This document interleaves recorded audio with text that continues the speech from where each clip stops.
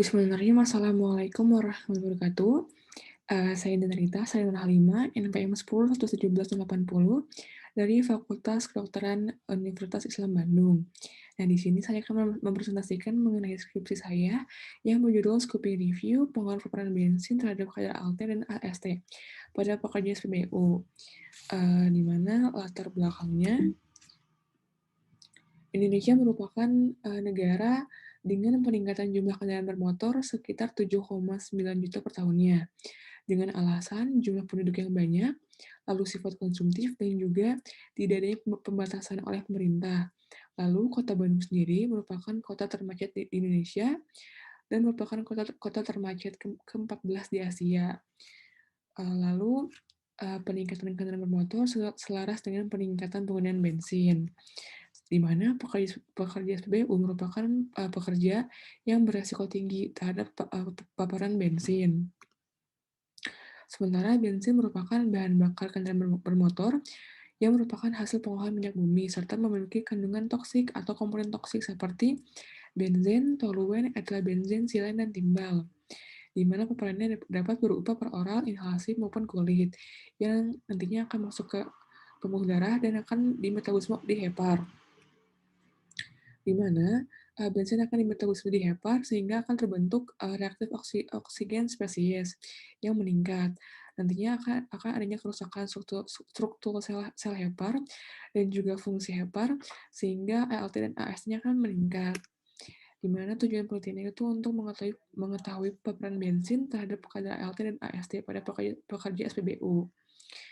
Untuk rangka pemikirannya di mana bensin akan itu dapat terpapar melalui ingesti, inhalasi, maupun kulit, yang dimana bensin memiliki komponen toksik, yaitu toluen, silen, benzen, etilbenzen, dan timbal.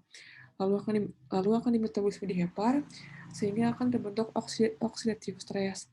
Akibatnya akan adanya peningkatan dari reaktif oksigen spesies, sehingga menyebabkan adanya peningkatan lipid peroxidation, lalu juga akan menurunkan aktivitas dari CYP450.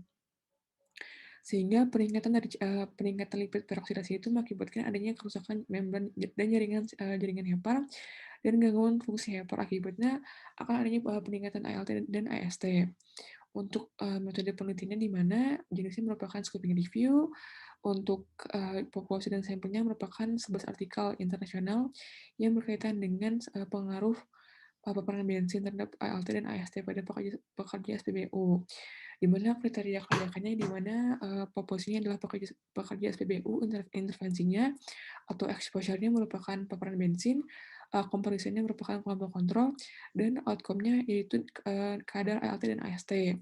Untuk jadwal penelitiannya yaitu pada bulan Oktober sampai bulan Desember tahun 2020.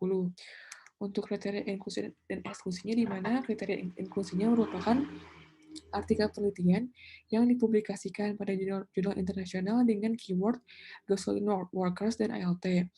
Lalu penelitian yang diterbitkan pada tahun 2010 sampai 2020 merupakan tipe penelitian original research dan dapat diakses penuh serta berbahasa Inggris. Untuk kriteria eksklusinya yaitu artikel yang tidak sesuai dengan populasi, intervensi, comparison, dan juga outcome, serta artikel dalam bentuk naskah skripsi. Untuk diagram prismanya di mana saya menggunakan 3 database, yaitu ada Google Scholar, Procus, dan juga Science Direct. Sehingga melalui screening didapatkan 11 artikel yang eligible, di mana hasilnya yaitu terdapat 4 artikel yang menyebutkan bahwa terdapat peningkatan ALT dan AST.